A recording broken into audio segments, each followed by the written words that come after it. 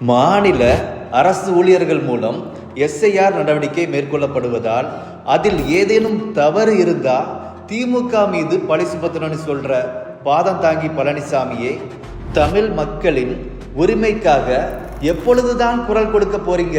வெறுமனே திமுகவை எதிர்க்கணும் என்ற ஒரே காரணத்திற்காக பாஜகவின் அடிமையாக போயிட்டீங்க போல. திமுக ஏன் எஸ்ஐஆரை எதிர்க்கிறது?